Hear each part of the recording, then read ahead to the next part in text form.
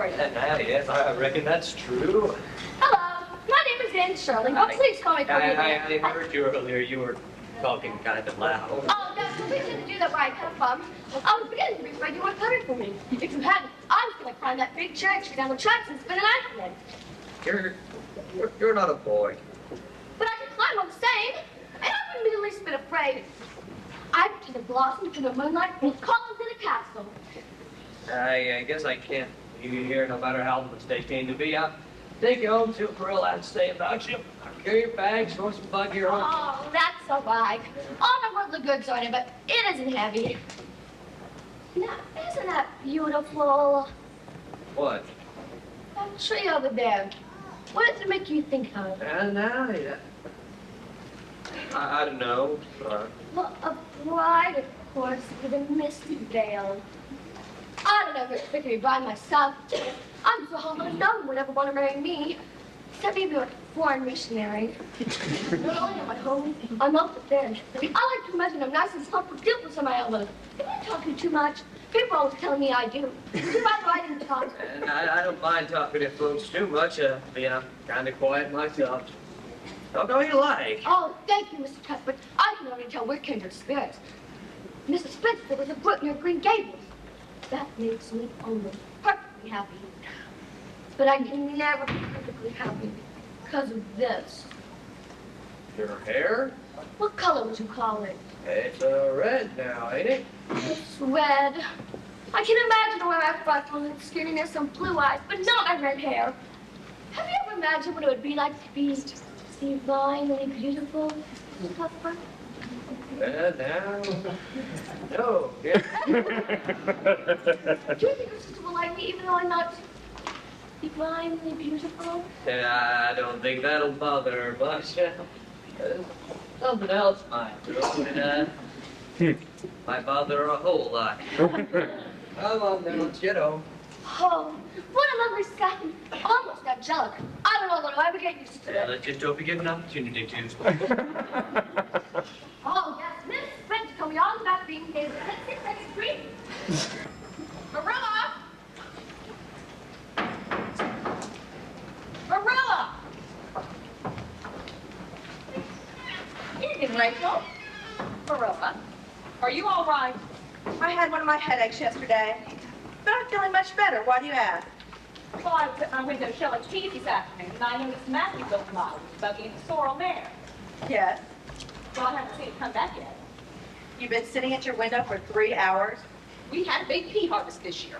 Anyway, I overheard Matthew tell Peter Morrison over at Blair's store in Carmody yesterday that he had to sow turnips. He finished. And, He left. and, That's about all there is to it. I suspect that's not all there is to it, Marilla. But not being the nosy type, I certainly won't pry. I might as well tell you. Matthew went to Bright River today. We're going to get a boy from the orphan asylum in Nova Scotia. They should be on 5:30 trains. They should be here soon. Sit. Have some tea, Rachel.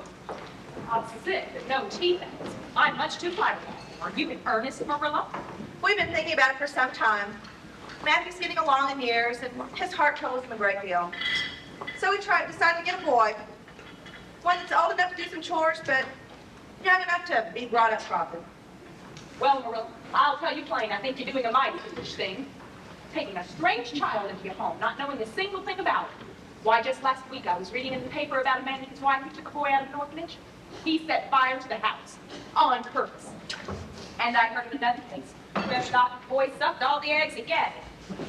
But the worst, they saved it over in New Brunswick. An orphan poured poison down the well. The whole family died. Fearful agony.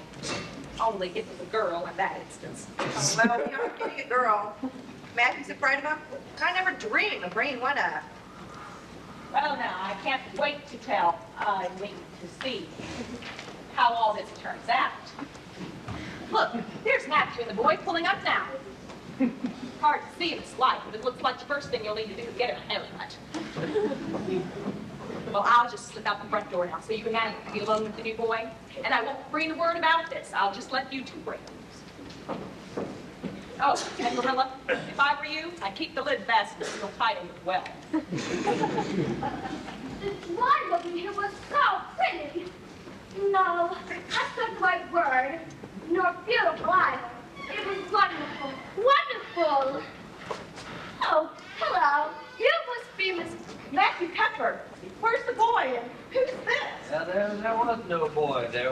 only her. Where's the boy and why'd you bring her? I couldn't just leave her there at the station, no matter how the mistake came to be. This is a pretty piece of business.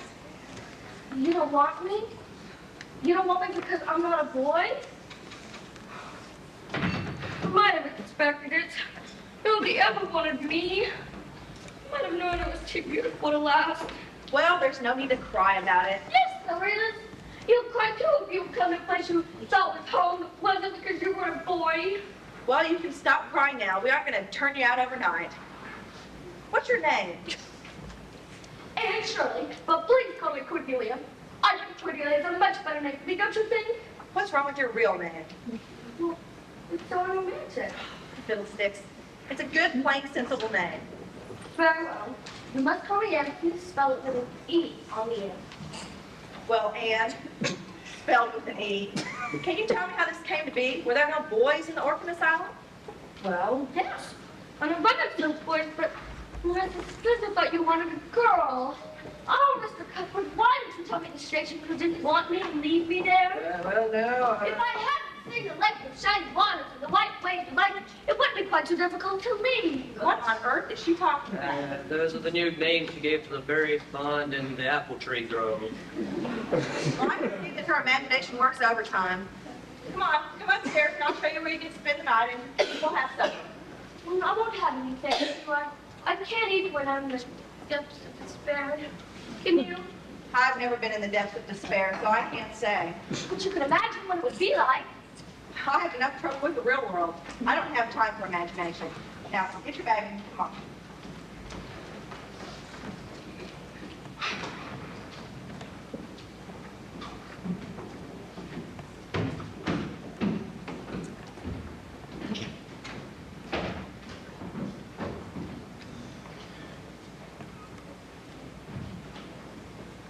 Now, when you're finished up here, you can come back down.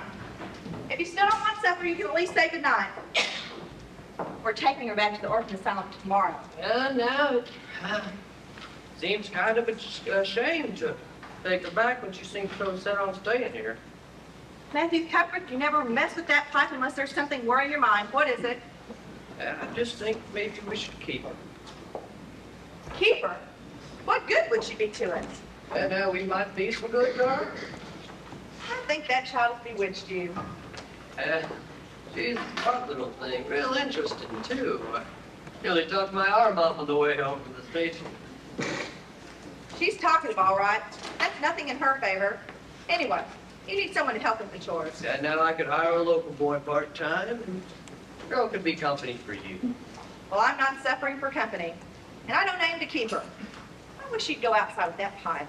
I'll go put the mare in the barn.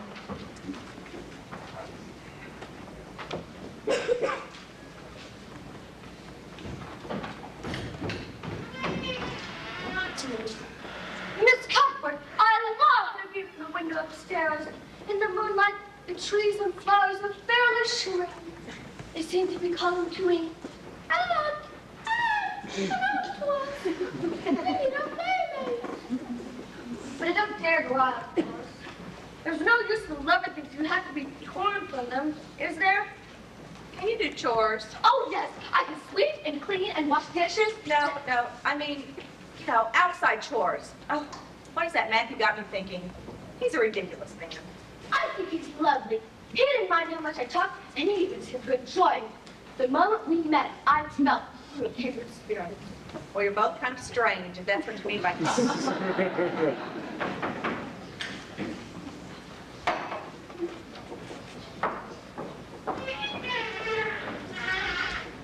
Good evening, Mrs. Wood. Miss Cuthbert, I just ran into Mrs. Lind at the foot of the hill, and she told me that you and your brother had adopted a little boy. Now, Mr. Blewett and I were thinking of getting us a young girl at that orphanage. Do you think they might have a hard-working girl with clear eyes and a strong back? Well, this is a coincidence. You might say a providential coincidence. You see, we ordered a boy, but they sent this girl. Not very stout-looking, but wiry. That'll do, I guess. If I take you, you'll have to be mighty smart and good and respectful, and I'll expect you to earn your keep. Make no mistake about that. I got a large family, the baby's awful.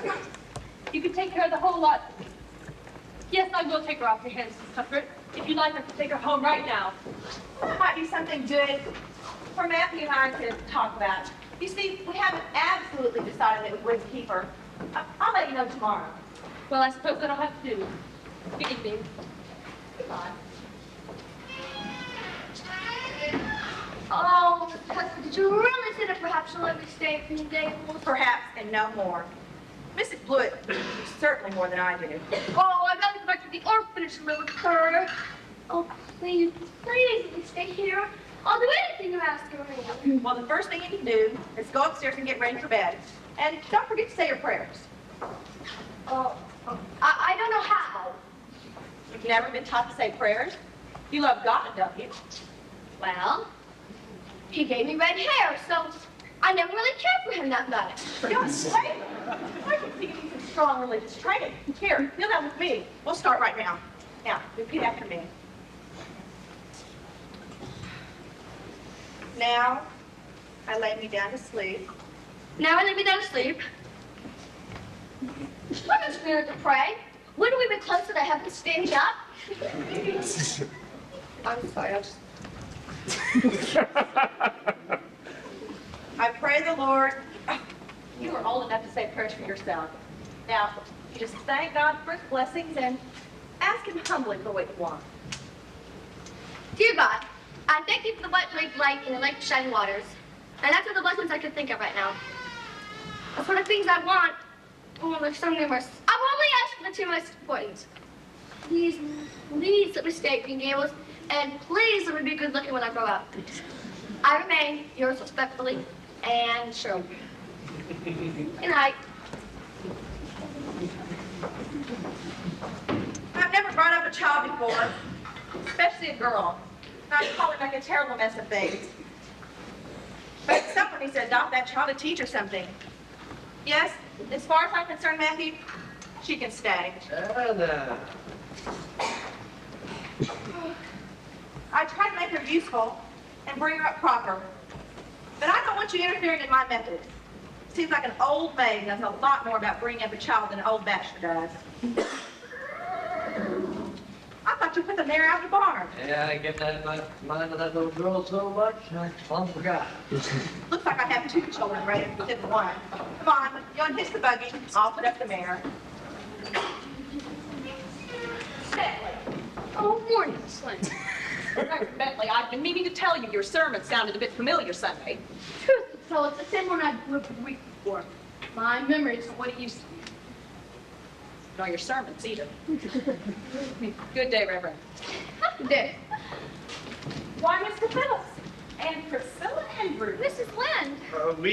I didn't expect to see anyone out this early in the morning except for the school chair tonight. That seems quite obvious. I was just on my way to the Cuthberts to look over the new boy they adopted yesterday. He'll be in your school, no doubt, Mr. Phillips. And you'll certainly be welcome, of course. Yes, it's so nice to see a teacher taking such a close interest in one of the students. Yes, I was just helping Miss Andrews with her geometry. How conscientious. Now, Miss Andrews, let us once again review the difference between an axiom and a postulate.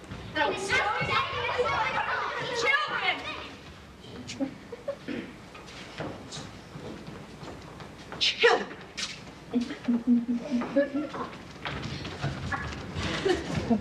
Children, if I had it to do all over again, I'd only have 10 instead of 12.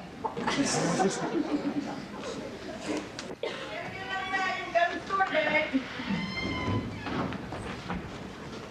Cuthbert. Good morning, child. Oh, please, let me put toast in the same way where you're not. I can't bear not knowing any longer. As for the first half, night awake and worrying, and the second half, sleeping dreaming about lovely Green Gables. Well, I guess I might as well tell you we decided to keep you. That is, if you're good and you show yourself proper. Whatever is the matter now, child? Oh, I'm crying, and I don't know why. I've never been happier. I'm glad as God can be. Can you tell me why I'm crying? I guess it's because you're so excited and worked up. I fear you laugh and cry far too easily. But yes, we'll keep you and we'll try to do right by you. You'll have to go to school, of course. Now, summer will be here in 2 weeks, so you can start school in September. Oh, thank you, Miss Cuthbert. I'll try so hard to make you glad you have me, I promise. Now, what would you like me to call you? Miss Cuthbert or Aunt Marilla, maybe? Well, I'm not your aunt. And Miss Cuthbert sounds far too distant. So I think you should call me just plain Marilla. Well, it sounds awful disrespectful to say just plain Marilla. Not if you say it respectfully. Oh, Matthew, just plain Matthew. Well, thank you, Miss Marilla. Now that I have a home in Avonlea, do you think I'll ever have a bosom friend? What kind of friend? A bosom friend. An intimate friend. A really kindred spirit to whom I can confide my innermost. Well, Diana Barry is the closest little girl. Oh, yes, her house is big one by the lake of shining water. Her hair isn't red, is it? I couldn't endure red hair on a bosom friend. It's bad enough to have red hair myself. Diana Barry's a pretty little girl with blonde hair. But she's good and smart, which is much better than being pretty. Although her mother's mighty peculiar. She won't let Diana play with just anybody. She'll have to make a good first impression. Now, why fix breakfast? I want you to learn this. What is it? It's the Lord's Prayer. Now, memorize it by heart.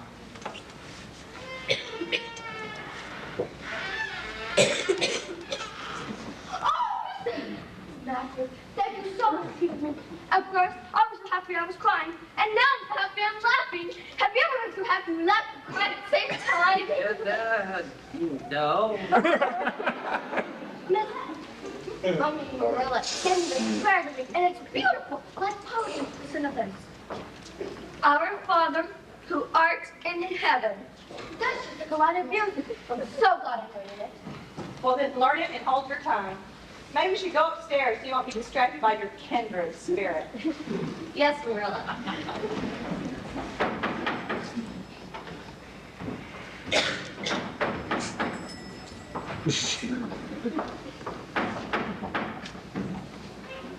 Rachel. Morning, Marilla. Matthew. Where's the new boy? It's a girl. The orphan asylum made a mistake. So you're taking her back, of course. No, we decided to keep her. Matthew's rather fond of her, and I have to admit I kind of like her myself. But you know nothing about her or her disposition.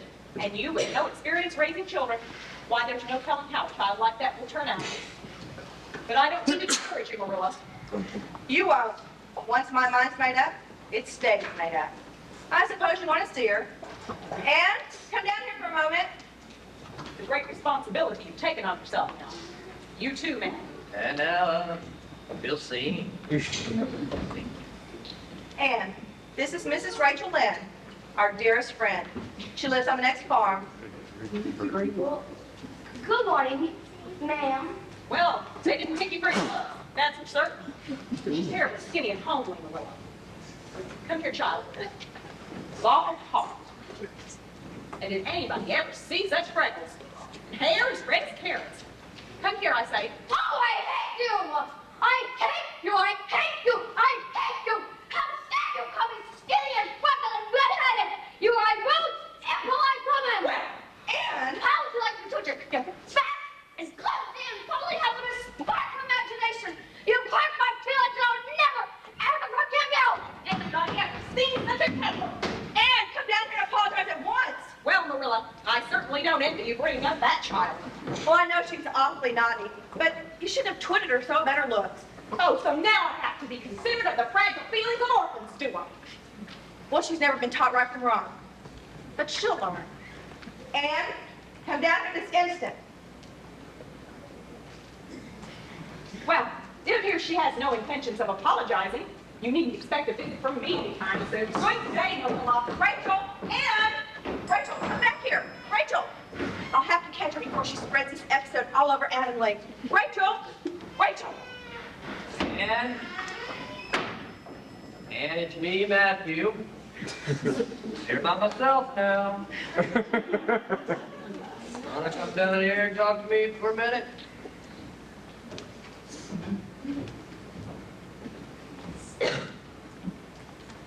And I think you'd better apologize when they come back. Apologize to Mrs. Lynn? Just sort of smooth things over, so to speak. Well, I suppose I could do it for you, Matthew. I am rather ashamed of my lack of control. Well, it's so humiliating to apologize when the other person started it. So, I'll gladly do it. Moving it over. Right, Paul? Hey, they come back. Don't come to realize anything. They got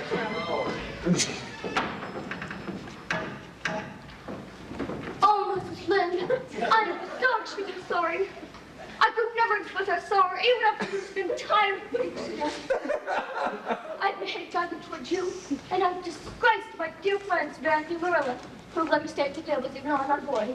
And you're right. My hair is red, and I affected with skinny and ugly. If you don't forgive me, it won't like a lifetime of sorrow upon a poor orphan girl. Please say you'll forgive me, Mrs. Lynn. There, get up, child. Of course I forgive you. Maybe I was a bit hard on you anyway. I tend to be a trifle outspoken here. Anyway, I once knew a little girl with hair as red as yours, but when she grew up, it turned to a real handsome auburn. You have given me hope, Mrs. Lynn. I'm sure I'll be a much better person if only my tone turned to auburn. Maybe she will turn out all right after all, especially now that she's come to live with civilized folks. In time, you and I might even grow to get along with each other, young lady. You can come and visit me sometime if you like. Thank you, Mrs. Lynn. Good day, now. I apologized pretty well, didn't I? Maybe a bit too well. I really did. I'd never do anything to purposely embarrass you or Matthew. Oh, I believe you, child, but I can see that you need some strong moral guidance, more than we can give you. Well, I'll have to start you in Sunday school and church right away. Now, let's go on upstairs and see what you have to wear. And if necessary, we'll get you something from town. How wonderful! I look away over the Lord's Prayer as I breathe in the glorious atmosphere of my new surroundings.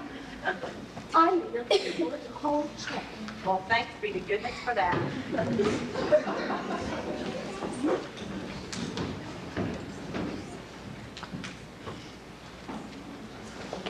Did you see the new orphan girl that Cuthbert's adopted? We passed her on the way to church. Mrs. Lynn said she has a terrible temper. I hear she talks a lot. Jerry Boats, the Cuthbert's new hired hand, said he overheard her talking to the trees and flowers like a crazy girl. Well, when we passed her, she was picking flowers and putting them on her hat. But I think she ought to be putting something on her sleeves, like puffs. Did you see the dress she was wearing? It was so unfashionable. You girls are only looking at the outside things. She may be very nice inside. Girls, may we please come to order? We only have a few minutes today because of the guest minister who will be speaking at church. Now, if you'll open up your quantities, hello, you're late. I'm dreadfully sorry. I was ready for Marilla, but she had a bad headache and couldn't come. So I had to find a way to church myself. Darling, all the while I sit by picking flowers.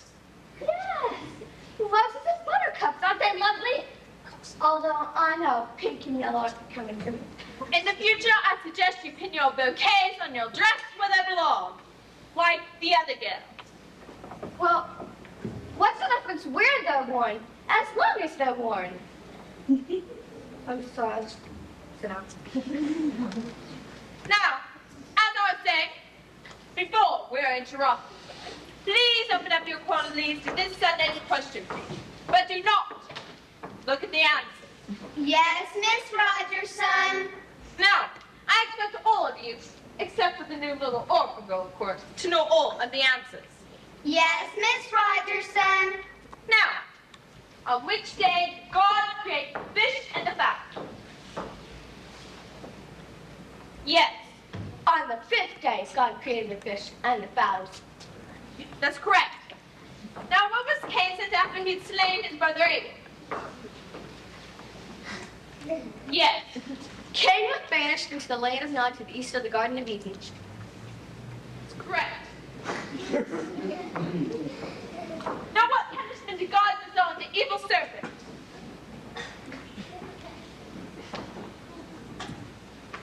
All right, to you again. The evil serpent was made to crawl in its belly and test all the days of his life. And she doesn't even have a quarter. Child, How long have you been studying the Bible? A week? Marilla's been teaching me. You must be a fast learner. Marilla's a fast teacher. The girls in this class are encouraged to memorize and recite scriptural passages. Do you know anything? Well, only the Lord's Prayer, but I guess everyone can do that one. Oh, I can recite the dog in his master's grave. It isn't truly a religious piece, but sad and melancholy, and may as well be. I don't think that would be appropriate. I understand, but I promise by next week I'll have lots of scripture to recite. Probably the entire Old Testament. Okay, gals, time for church. One final item. In 2 weeks, there will be a Sunday school picnic in Mr. Harmonander's field. And if you promise to know the answers to next Sunday's questions, as well as the little orphan girl needed today, I think that maybe I can persuade Mrs. Bell and Mrs. Lynn to make ice cream. Ice cream. If you know the answers. Yes, Miss Rogerson. Then don't dare let you go directly to your puny turn. I hear that the guest minister is quite punctual. Ice cream. So fun. Going to be late for church. Ice cream. I never tasted ice cream before. We go to the picnic. It's going to be near the pond where I live. Oh yes, the lake with shining waters. You must be Diana Barry. I am. Marilla said you were pretty, but you're actually beautiful. You are, honestly. I'm Anne Shirley, spelled with an E. Nice to meet you, Aunt Shirley. Oh, likewise, I'm sure. We live very near each other. I'm in Gables. Oh, I know.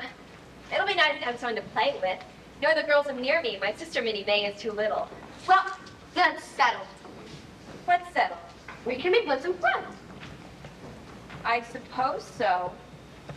Do you swear to be my bosom friend forever and ever? It's dreadfully wicked to swear, especially in church. Well, not my kind of swearing. It just means calmly and solemnly.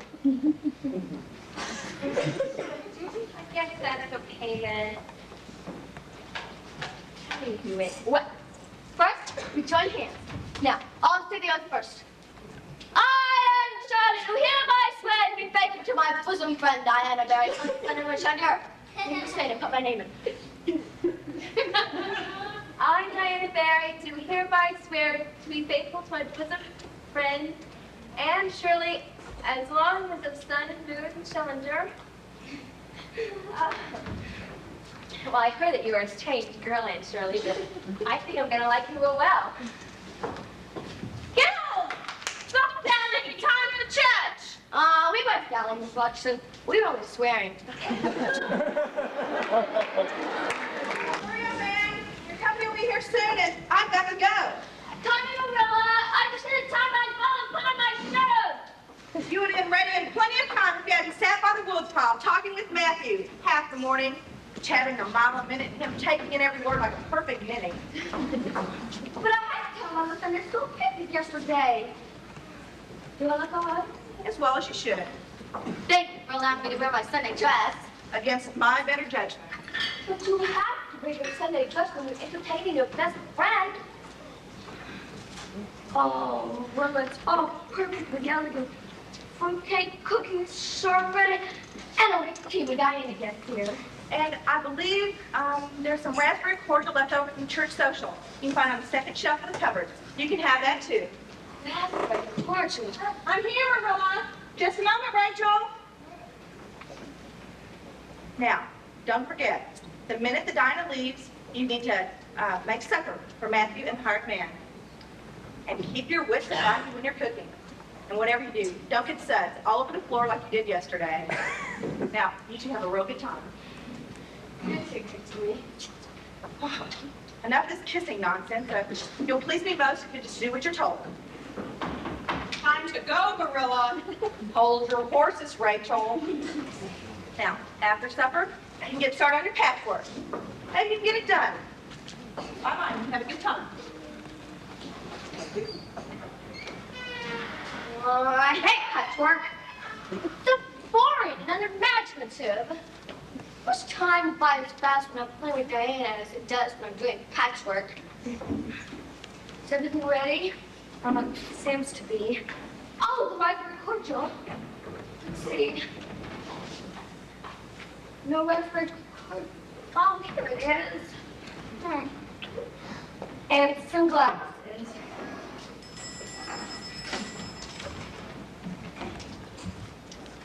Good afternoon, Miss Babby. Good afternoon, Miss Shirley. How is your mother?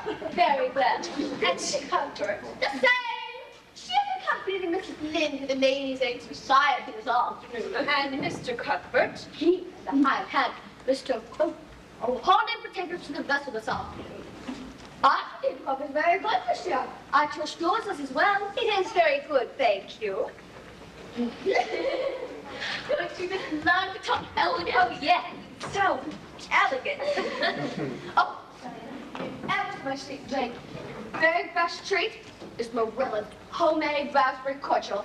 Here, you started it, and I'll begin the food. It's so much fun. I'm so glad we're friends. Awesome, friend. Of course. Do you think Mr. Phillips will sit together when the year begins? Oh, he just has to. And if we're lucky, we'll be right across from Gilbert Blind. Let's go up live. A test of the hands must be smartest boy in school. He teaches the girls to play terrible. Foreman for lives out. It's wonderful. But he won't be in school the first week. I think he's visiting his cousins in New Brunswick. Well, I won't be able to survive the first week of school without the presence of Mr. Gilbert Blythe. Diana, have you finished the raspberry cordial already? You have. Here, you must have some more. It's the best raspberry cordial I ever drank. But everything Marilla makes is the best. She's teaching me how to cook, but it's all uphill. Like the other day when I forgot to put the flowers in the cakes or the sugar on the shortbread.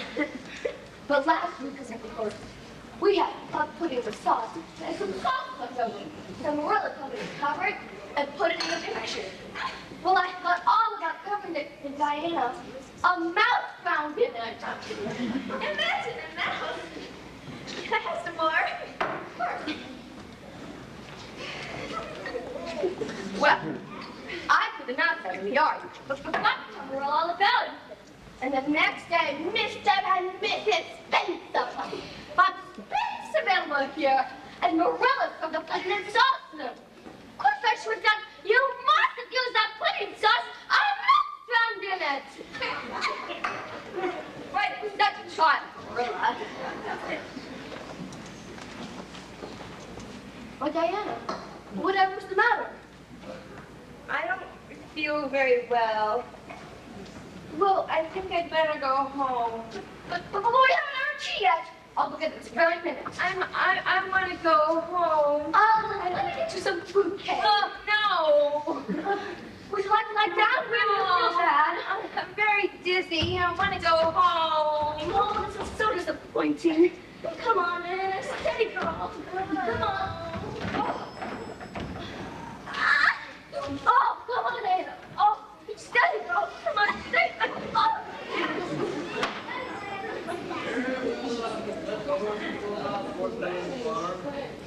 Come on in, might as well get something to eat before we get back to work. I thought you said those girls were having a tea party or something. And now they were, but looks like they're gone now. Nice leftovers here. And help yourself.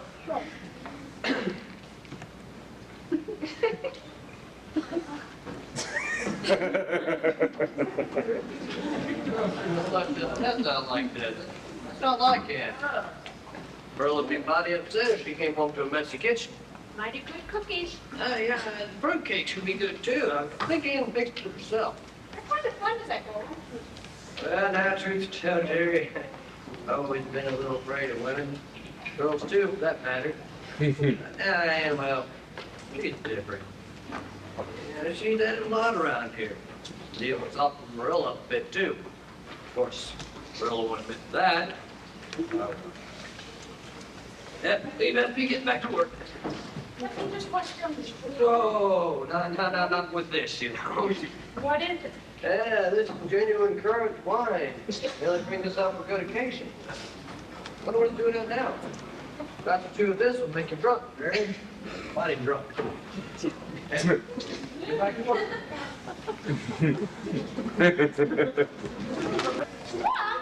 Drunk. Disgracefully and shamefully drunk. But she only had a few glasses of raspberry cordial. Raspberry cordial indeed. I know currant wine when I smell it. Wine?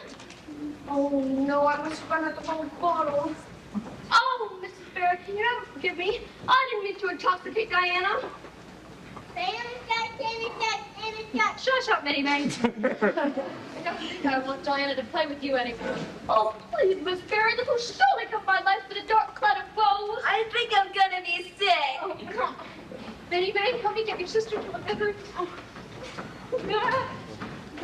And as for you, young lady, I don't think you're a fit girl for Diana to associate with. Now, please take your big words and dramatic gestures home with you and behave yourself. Yes, ma'am. I don't think I'm gonna be sick. I know I'm gonna be sick. Shush, Minnie Maid, shush.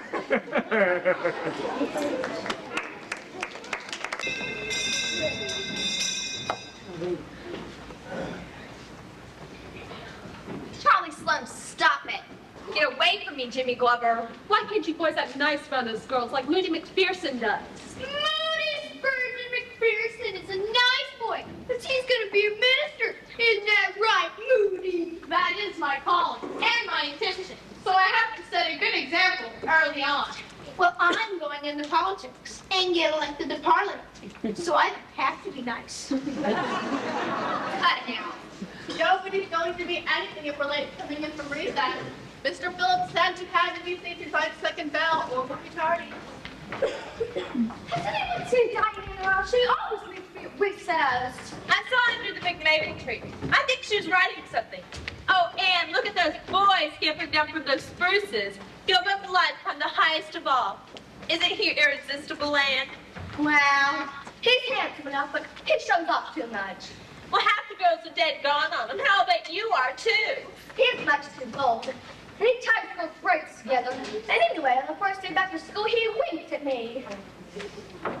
Well, he did. Come on, Anne, I'm going to be late. I'm not dead gone on Gilbert Blythe's best and I'm not the only one who is. Hurry, Anne, before the second bell rings. Because first I've got to find Diana.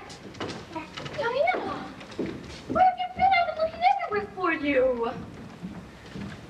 Your mother says we can't play before after school. Recess is the only time we can talk. Diana, what?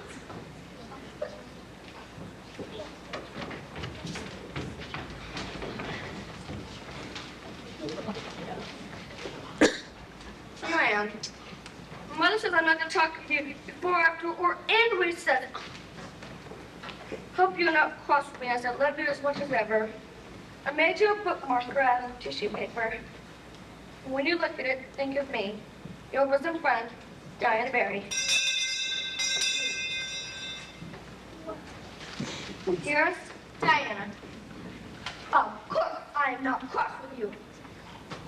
You must obey your mother. But our spirits can still pierce. Yours till death to us part. Anne or Cordelia. Sure. P.S. I shall sleep your letter under my pillow tonight. Moody, Moody, what do you want? Give yourself a break. And Charlie, you are tardy. Perhaps you would be more punctual if I had you sit next to Gilbert Blythe, who is occasionally late himself. I wish you'd punished me that way. Quiet everyone. Let me remind you, while it is still early in the year, you must study hard at all times. Whether you finish school here at Avonlea, this year, or the next, or beyond that, your ultimate goal is to pass the entrance examinations into the Queen's Academy of Charter. Now, I know some of you cannot afford to go to Queen's, and some of your parents may not want you to go. But for now, assume that one day you'll be taking those examinations, and you will do your best to complete them. Who knows? Maybe one day, an Avonlea student will win the coveted Queen's Gold Medal. Or better yet, the Avery Scholarship. Highest of all scholastic honors in the Maritime provinces. Now, get to work on your fractions. Will you check our work, Mr. Phillips? Later, it'll be right now in the South Chrissy of Miss Andrews. She too will be taking the examination. Anne, what? You're actually getting to sit with Gilbert Blythe. What kind of a punishment is that? The worst kind. Whipped. Carrots! And Shirley, what is the meaning of this? It was my fault. I teased you.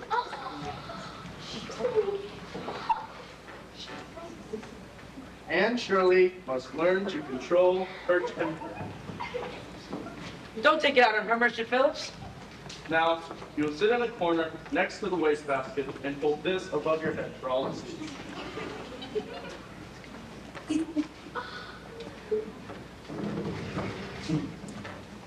Now, everyone, if you have finished your fractions, you may talk quietly, very quietly amongst yourselves.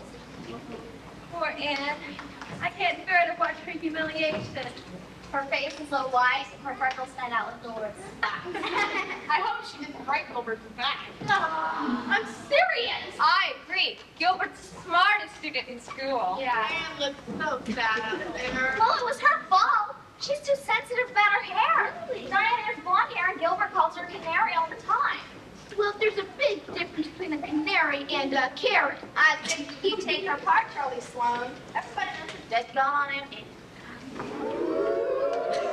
I am not. Well, my mother said, your mother said, you said Anne was the smartest person in class. Well, she is. She's smarter than Gilbert. Oh, then why is she sitting in the corner and he's not?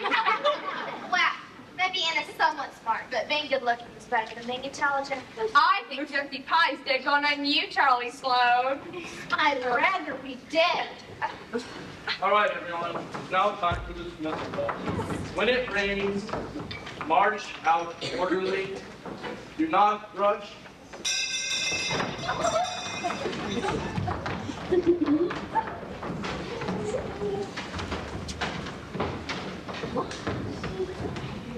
I'm awfully sorry I made fun of your hair, Anne.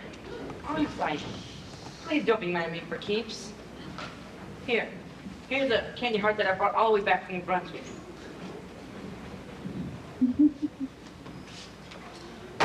I can never be friends with you, Gilbert Blythe.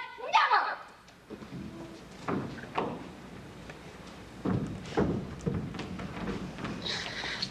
No, Diana. You mustn't try to speak to me. We must obey your mother's orders. Oh, I've been humiliated beyond belief. Look at this. Mr. Phillips of the E.O. by name. Well, that's telling them. I'm never coming back to school again. And nobody, not even Marilla, can make me. Oh, Diana, now we won't ever see each other again. Wilt thou give me a lock of that blonde tress's treasure forevermore?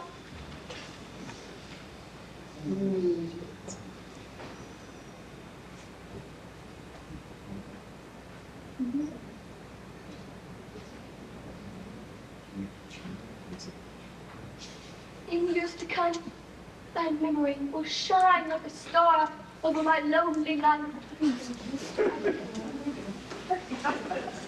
Now we must part, lest we be seen together. Henceforth, we must be as strangers. Now my heart will ever be thankful to thee.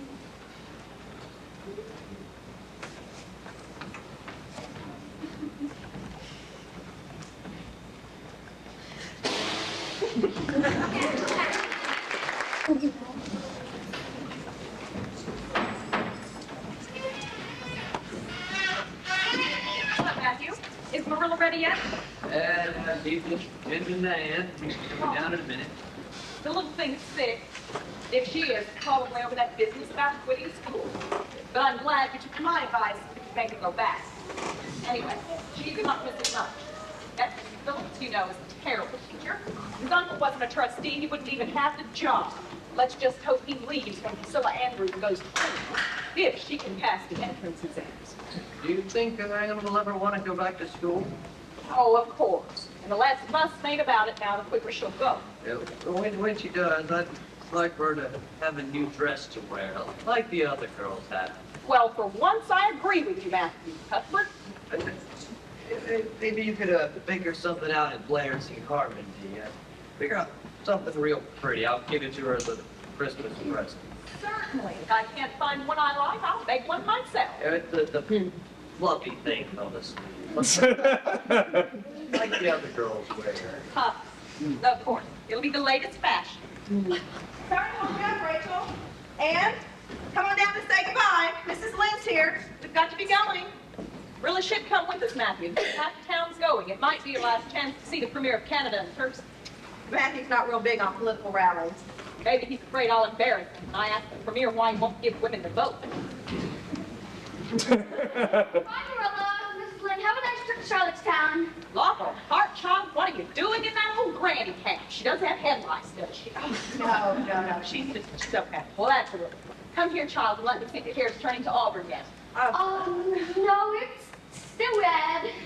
We need to get going. We've kept your husband waiting long enough. Now, Ann, you and Matthew take good care of each other, and I'll be home tomorrow night. Marilla, what's that on your dress? It looks like green hair. Ugh, can't be, Rachel.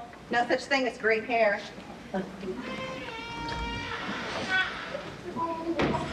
There now, it'll be all right. She stopped the hair. She spread it all around me. Didn't know where it came from. Oh, that peddler told me that guy would dye my hair black. He lied to me. He sure told the truth when he said it wouldn't wash out. Marilla did the right thing by cutting it off. But down to the roots. And it'll grow back. Rather than ever off that.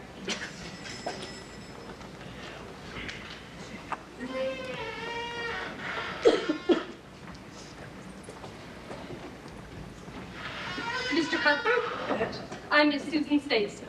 Won't you sit down? Oh, no, thank you. I'm in rather a hurry since I'm calling on several families tonight. Although a number of them seem to be on their way to Charlottetown. You must be Anne. Hello, Miss Stacy. I've heard a lot about you. Good things, I might add. But I'll come straight to my business, Mr. Cuthbert.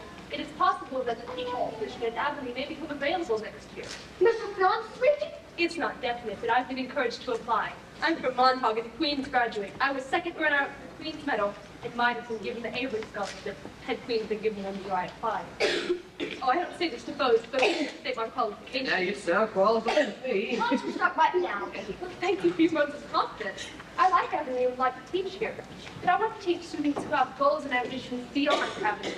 With the best and brightest wish to continue at Queen's or similar institutions, with the parents and guardians who are willing to pay for those who need education at such a place. I certainly don't expect any answers from you now, but I would like you to think about it. If the opportunity arises, I'll call on you again. Oh, Miss Stacy, I don't even go to school, but I might if you were the teacher. But that wouldn't be until next year, so Miss Watt could stay up for then. Well, I have my reasons for not going. I'm sure you do. Do those reasons outweigh your desire for knowledge and the dreams that knowledge can bring? Oh, I'm sorry, I've overstepped my bounds. I've enjoyed our brief visit. Good day, Mr. Cuthbert. And Then, Miss Stacy. Well, I'd send you to Queens even if I had to hold up a bank to do it. Oh, Matthew. Now I reckon we can find the money somehow without sorting the robbery. Of course, if you want to go to Queens with the rest of your class, you'd have to be getting back to school pretty soon. But that teacher humiliated me. All the children laughed at me. I'd be mighty proud if you passed them entrance examinations. I bet you'd be even more proud if I won the Queen's Medal or the Avery Scholarship. Yeah, I'd be proud, mighty proud indeed, but important thing is you just do your best. Even when you don't want to. What'd make me the proudest? Oh, I haven't looked at these books in over a month.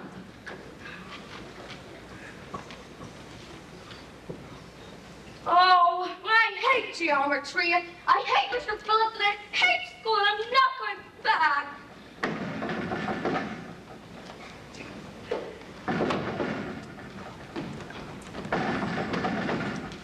Diana!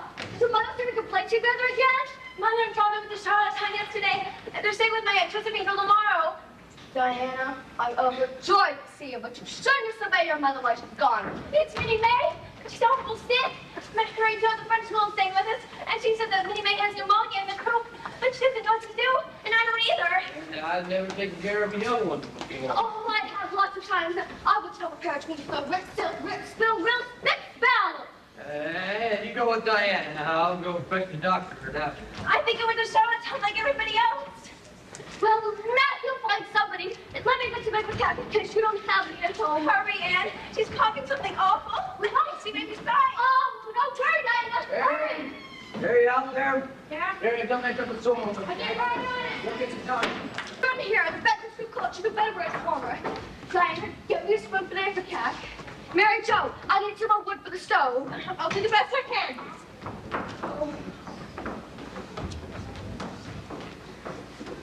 Oh, hey, I need some soft flannel cloths. Do you know where they are? Yes, no, I don't know. Well, look at one and force the rest. Mother's keep things like that in barn floors. Anne. Oh, don't worry, Diana. She's gonna be just fine. I've seen lots worse than this. Now go get the cloths. Hurry! Oh, she's sicker than anyone I've ever seen. People a mile high. Come on, Minnie J, Mo. Come on. Swallowing all of it. Again, once more. Oh, you poor thing. Going through is far worse than going to school or studying geometry or getting all your hair cut off or losing your best friend. When this night is over, I'm going to put aside my petty pride and foolish vanity, and I'm going to go back to school and study so I can do well at Queen's, so Matthew will be proud of me. Time for self-pity is over. First, we got to get to this awful crisis. To die, not if we do all we can, and pray. I think it's about the way it goes. God's in his heaven, all's right with the world. Keep saying it over and over again, and give our cloths. Hurry! Hurry!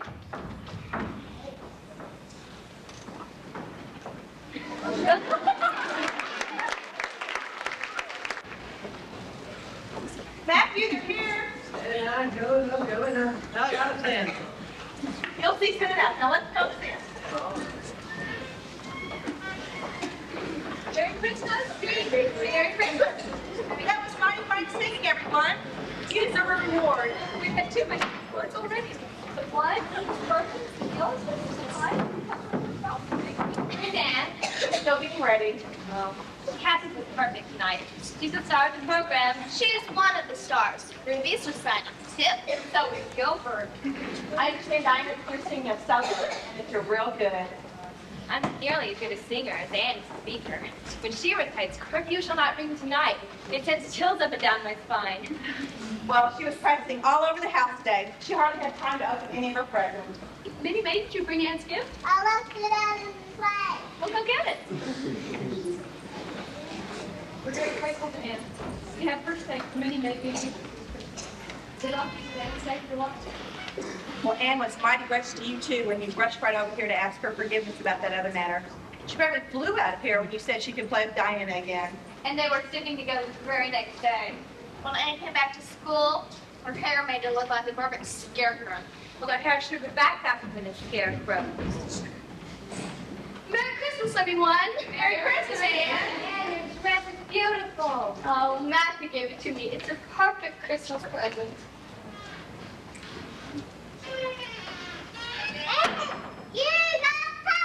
This is for you! Oh, it's lovely. It's for your hair. And you matched my dress. How did you know? Rachel Lynn was involved in this project. Need I say more? Well, let's get going to the concert. We still have 6 more people. They have a certainly open holiday.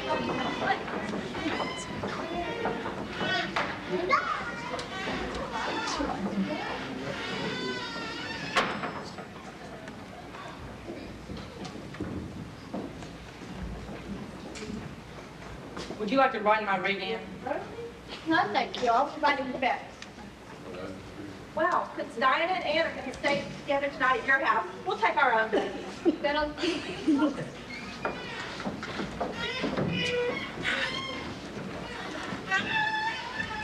Ann looks awful pretty in that dress. It was an awfully nice present, Matthew. Although I'm not sure she needed another dress, but she'll make a good impression when she recites tonight. Yeah, she speaks her poetry real well now, doesn't she? She's a bright girl, and I'm awfully proud of her, but I'm not going to tell her so. And I'm proud of her. I did tell her so. Oh, well, I reckon she's smart enough to pass those entrance examinations at the Queen's Academy. Hey? Well, Mrs. Berry said that Diana's going to stay right here in Avonlea next year And that Queen gives a mighty fine education.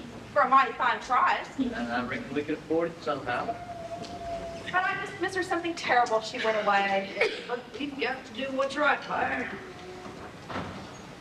Well, we don't have to think about it now.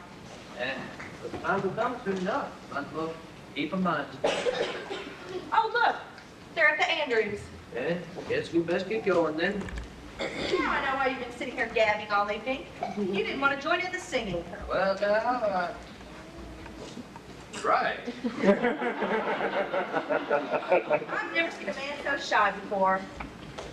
Before Annie came, the only people that you're comfortable around were me and that sorrel mare. Now, maybe the sorrel there, anyhow.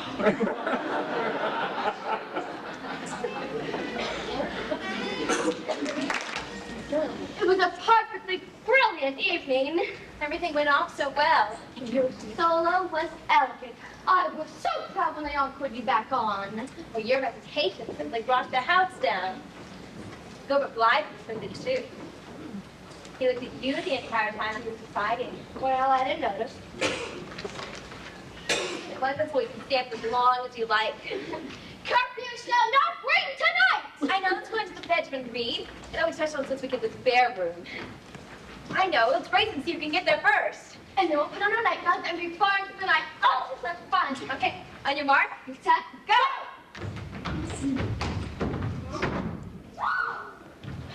Who was that? Who was that? oh, and I think that was my Aunt Josephine Barry from Charlottetown. I had no idea she was here.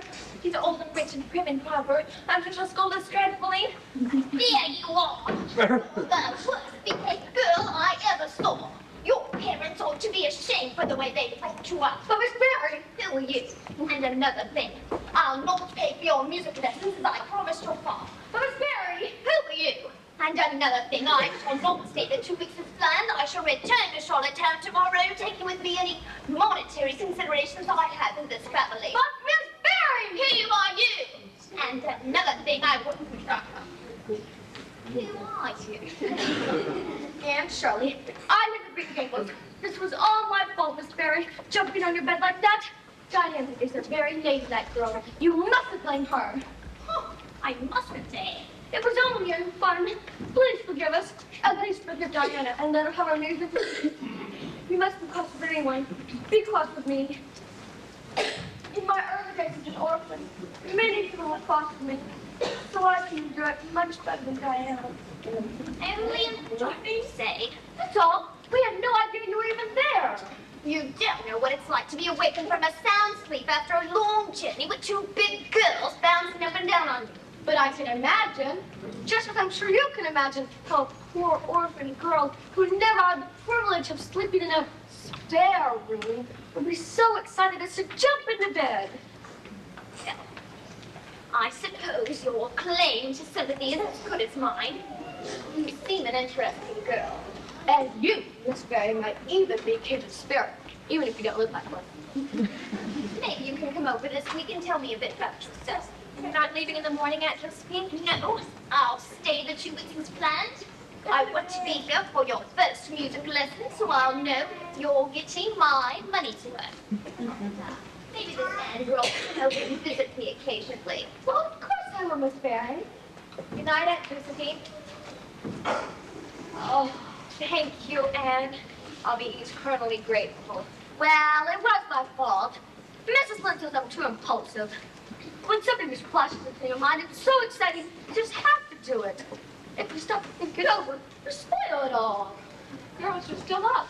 Diana and I forgot to tell you your Aunt Josephine came to visit from Charlottetown while we were at the concert. Oh. Your father gave you a spare room, so I'm afraid you two will have to sleep in bed. I think you should go to bed now, but whatever you do, don't wake up Aunt Josephine. She'd never forgive you if you did. Diana, that might be the end of your music lesson. Good night. Oh, we wouldn't dream of wakening her, Mr. Barry. We wouldn't dream of it at all. Oh, I've been having those headaches again. I went to see the doctor. Bless your heart. What did he say? Oh, he gave me a new pair of glasses, but they never seem to work. He said I need to go to see the specialist next time he comes to the island. Of course, it's Matthew who really needs to see the doctor, but I can't get him to go. Is Anne back from the exhibition in Charlottetown? Oh, Mr. Barry's bringing Diana and Ann back tonight. It was so nice of Josephine Barry to let them stay with her. Yes. I always thought that woman was an old sow. But she sure keeps trying to Anne. I like everybody does. Matthew, I saw your rig parked outside the general store. That old mare sure looked thirsty to me. And now it's about time we got to going anyway. Come on, Marilla. Matthew, why don't you water the mare? I need to speak with Marilla about a recipe I've been trying, but she'll be right along. All right. Marilla, does Matthew still keep his money in Abbott's bank? Every penny we've got. Now, I hear that bank's a little shaky. Mr. Abbott's getting awfully old, you know. He's letting his nephews run the place. Might be wise to think about putting your money someplace else. I'll speak to Matthew about it. Thank you, Rachel. Good day. Why, Reverend Mrs. Allen. Good morning, Mrs. Lynch, Mrs. Rachel Lynch. I'm sorry. I'll hold the names before too long. I told my husband I'd memorize the congregation's names. He would memorize the Sunday sermons. Very good ones they are, too. Now, I missed the Reverend Bentley's sermons, of course, but I had to memorize even before he retired. The people you were just speaking with? The Cuthberts. Correct. They're little girls in my Sunday school class. When I asked the pupils to recite their favorite Bible verse, Anne said hers was, God's in his heaven, all is right with the world. I reminded her that the poet Robert Browning wrote that, but we both agreed it probably should be in the Bible. She's such a fine, intelligent young lady. Why, of course she is. I practically raised her myself. Very happy to see now, Mrs. Lynn. Yes, well, it's a new day in our town with all comings and goings. We'll have a new school teacher this fall, a woman of all things. Now, I'm for giving women the vote, but I don't know if we ought to be giving them our schools. That could be a dangerous innovation. But Canada's going to the dogs anyhow, the way things are being run on. But nobody asks me, so I just keep my thoughts to myself. Good day, Reverend. Mrs. Allen. Good day, Mrs. Lynch.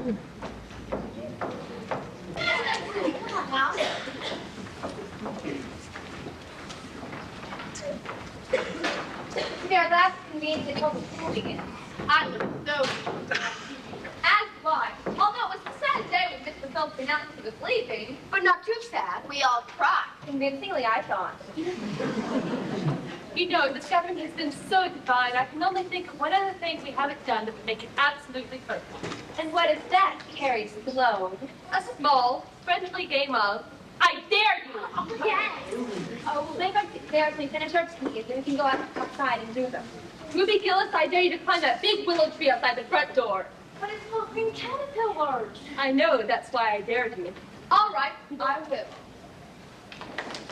Jane Andrews, I dare you to hop around in the garden on your left foot without stuff. But I don't have good balance. I know, that's why I dare you. All right, I will. And I dare you, Josie Pye, to walk along the top of the fence that surrounds the garden. I've got my slippery shoes on. I know, so I did. Okay, I will. And I dare you, Aunt Shirley, to walk the ridgepole on the top of the roof. But high places make Anne dizzy. I know. That's why I dare her. She'll fall off and be killed, Josie. It isn't fair to dare anyone to do something so dangerous. Anyway, Josie, you're already given one dare. That's all you're allowed. Don't do it, Anne. I must do it. My honor's at stake. No, Anne, it's much too dangerous. Let's go. I'll leave it first. No. Somebody help me take the teacups back into the kitchen. Mother will kill me if I don't. She's going to do it. Look at her climbing up that ladder. Get up on the roof. She's taking her hair. Get her over, Josie Pye. Go to Josie Pye.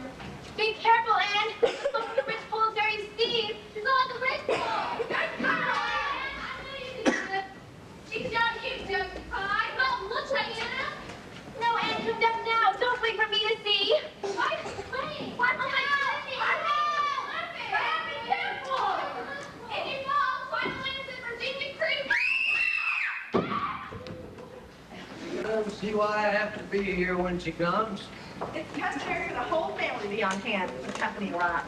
Now, about the top button on your shirt. Ain't reach for himself against the wife. I've never seen a man so afraid of women before. I'm not afraid. I just feed the cow. Anyway, she won't be here long. And there's something I need to talk to you about. There's some talk that the Abbott Bank's a little shaky. And now that's all it is. It's just talk. Papa kept his money in the Abbott all those years. See. Times are changing. I'd feel better if we put our money in the savings bank. Think about it, will you, Matthew?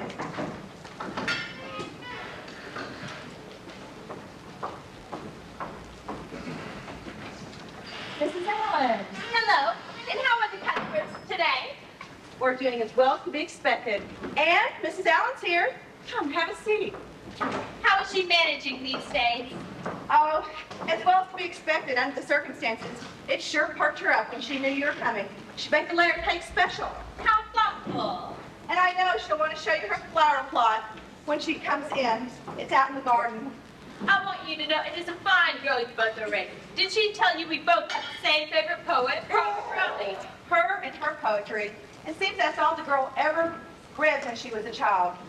An old widow lady donated a bunch of poetry books to that orphan asylum. That's the only reading material that they had. I think Rodney very accurately describes Zen in his line, "The good stars met your horoscope made you of spirit of fire and dew." Now that's our end. Hello, Mrs. Allen. Why, Anne, you're hardly handicapped at all. Matthew, I just came for me. It's quite a work of art. Let's have some cake. I'm sure Matthew's anxious to get back to the Fed. I was feeding the cow. And I'm very honored that you made this cake for my visit. You know, I came today especially since it was the first day of school, and I thought you might be a little down in the dumps. Well, that's what I thought, Miss Allen, but I won't miss too much school. My class will come up in just 2 weeks. And Miss Stacy, she's our new teacher, says we're trying to drop off my assignments before we go back. Is anything the matter? Oh, Miss Allen. Don't eat anymore. Not even to be polite. Anne Shirley, what did you put in this cake? Oh, nothing but a recipe. Oh, taste it yourself. It's horrible. What flavoring did you use? Vanilla, just vanilla. Mercy on us, Anne. You flavored it with anodyne liniment. Well, I know it's partly my fault, but I broke the liniment bottle last week and I poured what was left in the vanilla bottle. Couldn't you smell it? No, I was still getting over my summer cold. Oh, Miss Allen, can you ever forgive me? There's nothing to forgive, my dear.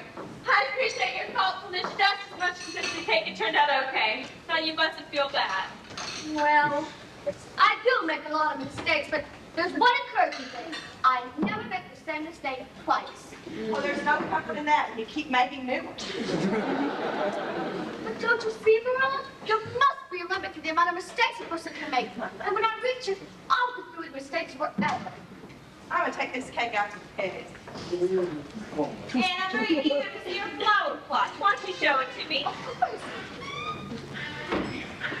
I love wallflowers the best. I just don't know.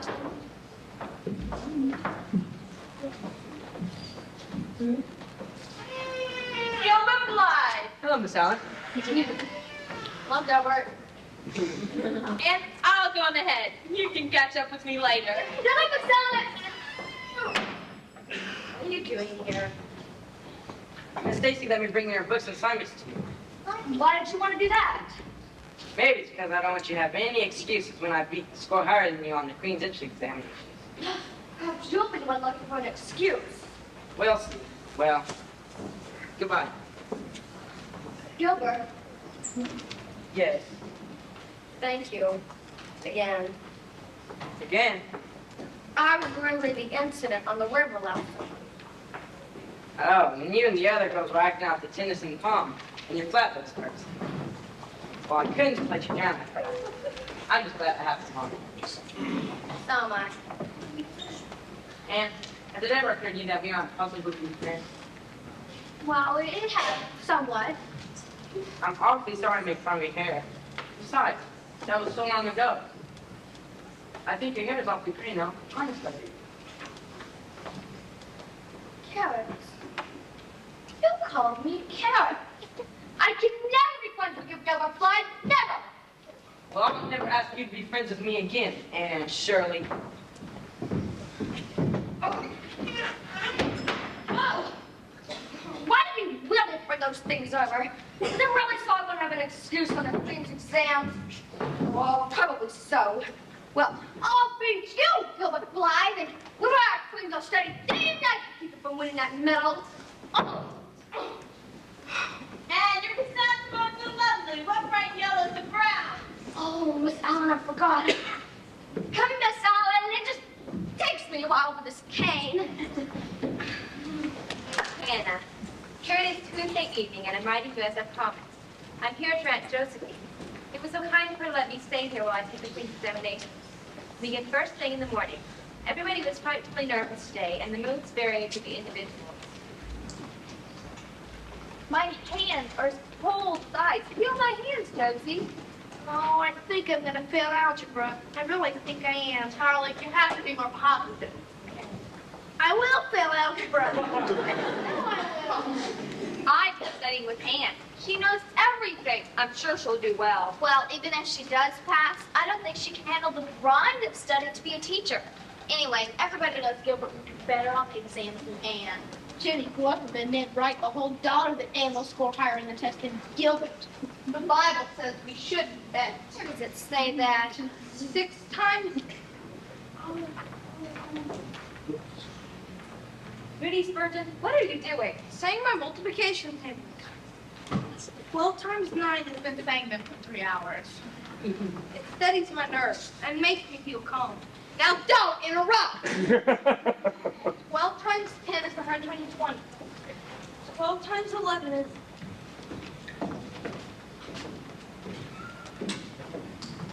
Hello, everybody. Hello, Stacy. I'll be around when you can go up your rooms early in the morning, so you should all get a good night's sleep. I know you wish to study all you can, but I suggest that you not cram tonight. Just relax and clear your heads. And I suggest that we begin by taking a short break and going up front for ice cream all around, my treat. I'm very proud of you all and wish you the best of luck tomorrow.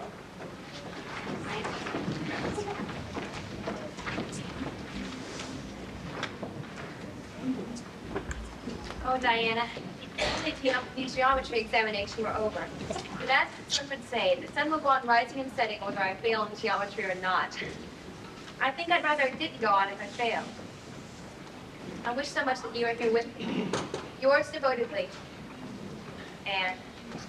Diana, please come help me with these dishes. They won't wash themselves, you know. Coming, Mother.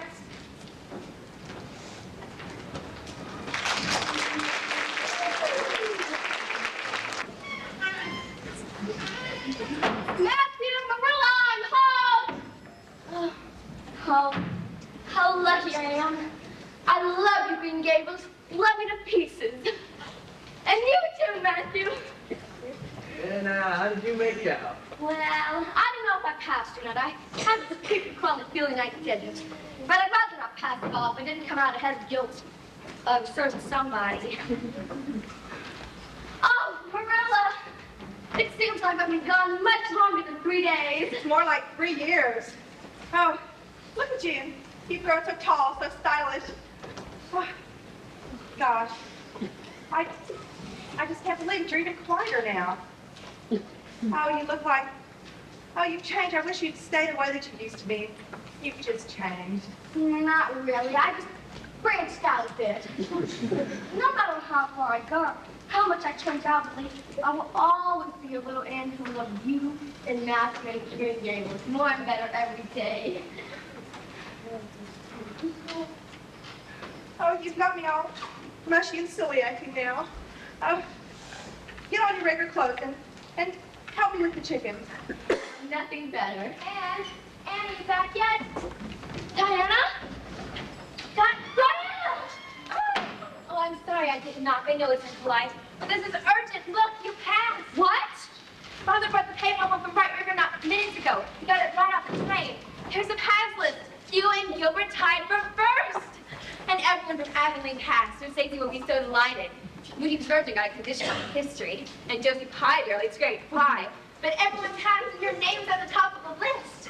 Oh, I passed, I'm first. Or one of the first anyway. I'm not being vain, I'm just being very thankful. Now, I told you you could beat them all. You've done pretty well, I must say. Oh, I got your letter. It was so exciting. You must tell me all about your trip. Well, but first I'm going to help Marilla feed the chickens. Oh, you two girls go talk and you catch up on everything. Matthew will help me feed the chickens. Diane, you wouldn't have believed the English examination. My head would simply whirl.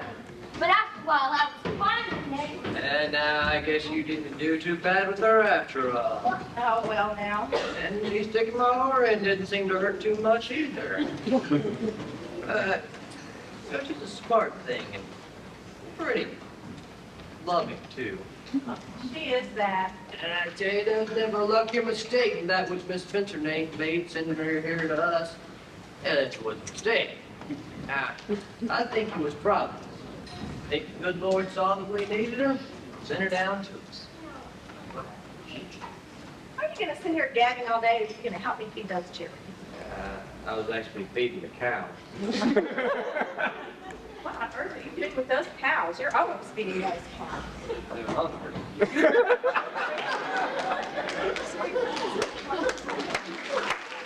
Josie, please hurry. It won't be daylight much longer. But Charlottetown is much more exciting after dark. Why? Are you getting some paint up anyway? She hopes to see her French professor in town. And why not? He's simply I'm from in my own age. like Gilbert Blythe. I've seen him carrying your books for you. Josie, are you ready yet? I just need some help with this necklace. Is Anne coming? No, she's studying as usual. She's determined to get her first class teacher placement in 1 year instead of 2. I wouldn't dream of finishing in 1 year. I can't wait to come back to the academy. Besides, my father will be important. You know, when Anne decided to try and finish in 1 year, Gilbert said he would too. I wonder why. Hello, everyone. Look, you better hurry to town before it gets dark, or else you'll have to be escorted. We're being detained by Josie's jewelry. Are you sure you want to come with us, Anne? You can't study all weekend. Anyway, everybody knows only Claire Lewis Williams will get the gold medal. Or Gilbert Blythe. Or Anne Shirley. I bet she can win the area scholarship to Queen Award. Ready? At last. Are you sure you want to come with us, Anne? No, thank you. I'll be spending the evening with Miss Josephine Berry. Oh, how nice. Remember how we all used to go home every weekend before Christmas? We were so homesick then. We didn't have so much homework to do. Oh, look. There's Gilbert's ugly front porch. He can walk us into town. Goodbye, Anne. Goodbye, Anne. Have a good time, Miss Berry. Thank you. We were so homesick then. Some of us still are. Oh, how I wish I could go home now. What would everybody be doing? Let's see. Marilla would be fixing tea for Matthew in the high pan. And talking to the chickens and the crops, you know, the cows. Will they talk of me? Do they miss me as much as I miss them? And girl, Miss Berry! Would you be terribly offended if I called you Aunt Josephine? Oh, I'd be terribly offended if you didn't. Will you be able to stay the weekend?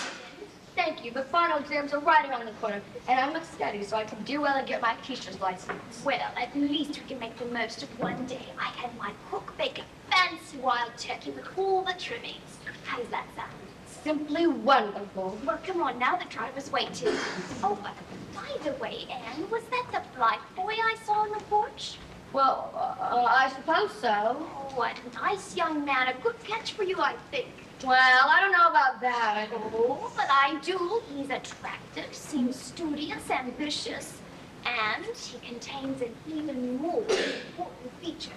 What's that? A strong chin. It's true. A strong chin is a man's finest attribute. Why? Now you have a man with a weak chin. Oh, he's as apt to meet you as love. That way, actually. Don't you know? You brought her to the academy. That was completely different. We came by horse and buggy that time, and this time we came by train. Please. Rachel, you've been to Charlottetown before. Just to the fairgrounds. It was familiar with you that time. Well, if nothing else, I guess we can always ask somebody. Maybe you are right. It is this way. Oh, Miss Comfort, Mrs. Lynde, you're going the wrong way. Oh, Mrs. Davis. You're a beacon in the fog. We haven't seen you since you left Avonlea. Well, I wouldn't miss the graduation of the best students I ever had. I only wish they could go on to college. Who can afford to send their children to college? Joe C.A.T.S. father. But I doubt she'll ever graduate with employees. I understand that the teaching position at Avonlea is vacant again. Yes, and Gilbert Fly applied for headmaster. We haven't had a man you know since Mr. Phillips. Imagine calling Gilbert a man. Oh, come, follow me. We don't want to be late.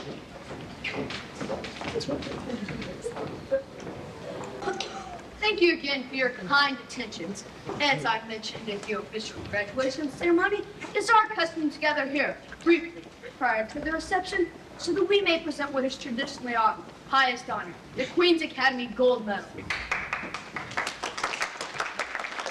I'm very pleased to announce this year's recipient, a student who has shown outstanding qualities both personally and scholastically. From Avonlea, Prince Edward Island, Mr. Gilbert Bly.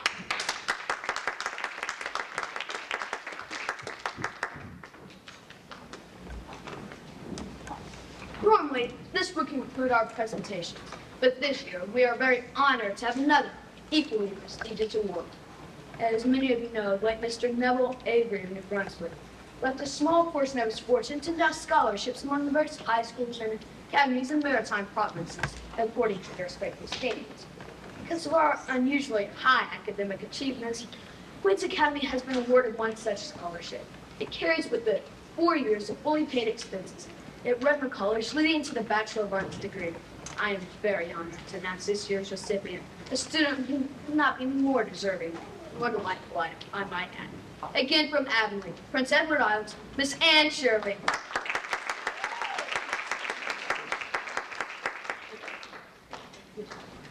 We now invite our friends, family, and alumni to join the faculty and graduates for refreshment and a reception on the green.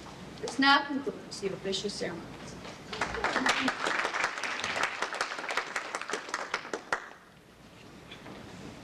Congratulations, Miss Shirley. Thank you, Mr. Blythe. No, look! There's Matthew, Marilla, and Mrs. Lynn, and Miss Stacy. How nice of her to come. And Diana. Dear, dear Diana. Do look at that movie, Spurgeon. First in line for the cookies. Save a glass of punch for me, Diana. I'm coming! Thousand dollars from heavy loads, that Gary bring all the way from the station. Might as well let her cool off a little bit.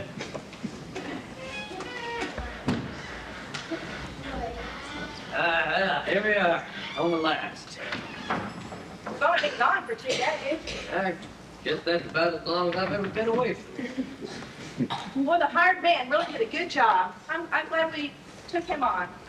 Here, I just get the bag. No. I'll get those. You worry about your heart. You go get the mail. I'll take care of this. Yeah, Sandy. She used to go gabbing with Diana. It sure was nice of Barry to let her come with us. Goodbye. I'll be right over as soon as I am packed. Oh, Green Gables, I missed you so. I'm going to spend every minute memorizing and quietly read them this fall.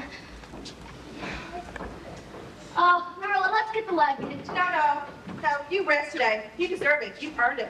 Anyone who gets a first-class teaching license and the Avery Scholarship all in 1 year. Well, now. I guess I'd better look at the mail and do some work. Matthew, let's all take a rest today. And I don't know, there's a lot of work to be done on the farm, even with the hired hand. Oh, I wish I did the high thing because I'd be able to help you so much before I leave this fall. I'm happy with you just the way you are. Now, wasn't a boy who won that Avery Scholarship or the gold medal now, was it? Girl.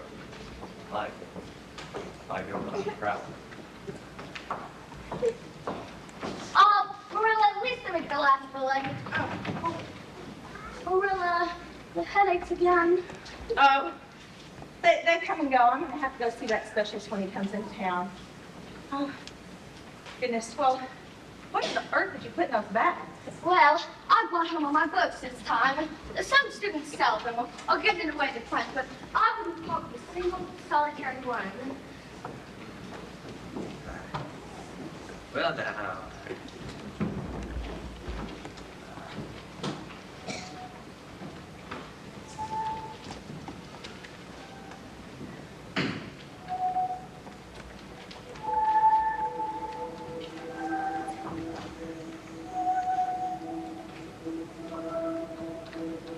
now.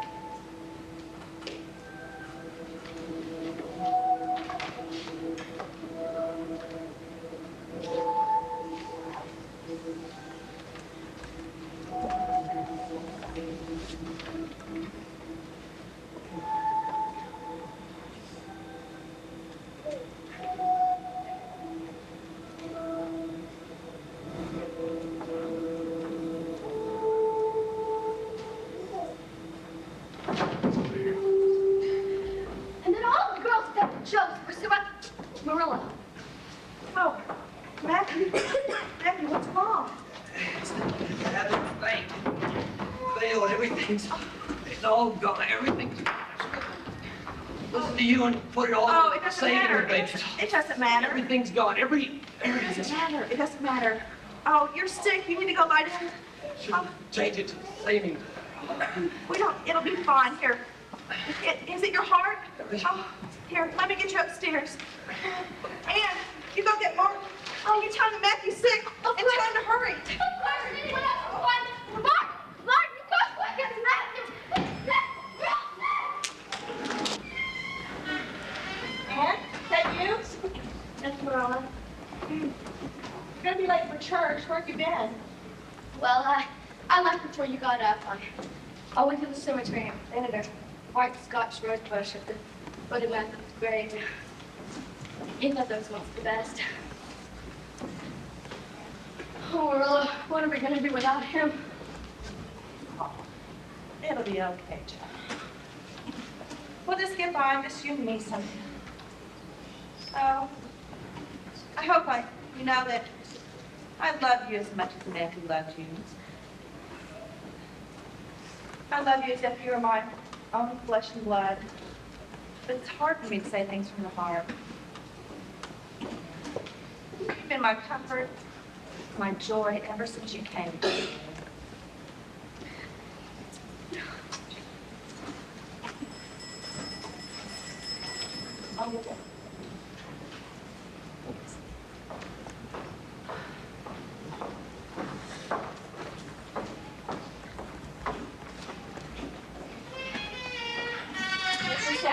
Oh, Stephanie today. Oh, I was down from swimming and I thought we might talk. We were getting ready to go to church. I, of course, the name Pearlfield. I'll just stop by tomorrow. Morning to you both. Marilla, what did that man want? You better get ready for church. All I need is my hat. What does he want? you know how prompt Reverend Allen is with his sermons. Marilla, what kind of visit? Well, might as well tell you that I had to go to the specialist and he gave me a new pair of glasses. You told me that. But I didn't tell you that he said I couldn't read or sew or do anything that strains my eyes or I could go blind. Marilla, I can't keep the farm anymore, and I don't have any money to hire anyone. I'm going to have to sell Green Gables. That's why Mr. Sadler was here. sell Green Gables?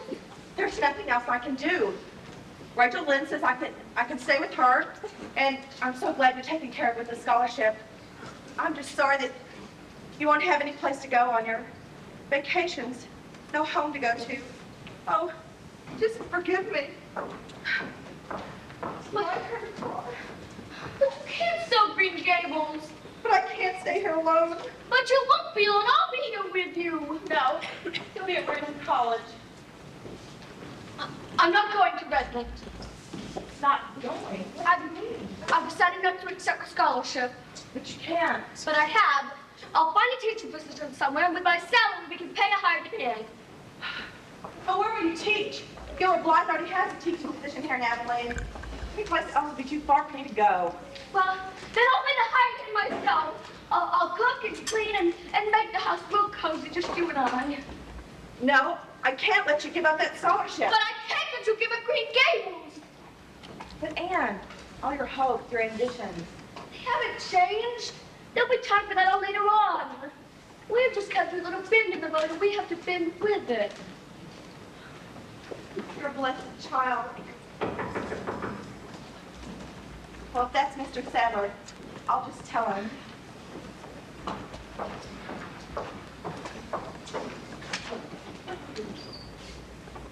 Why, Gilbert, why?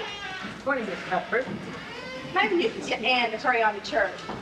She seems full of stalling tactics today. Hello, Aunt. Hello, Gilbert. I heard from Mrs. Stacy that you plan to sell the farm.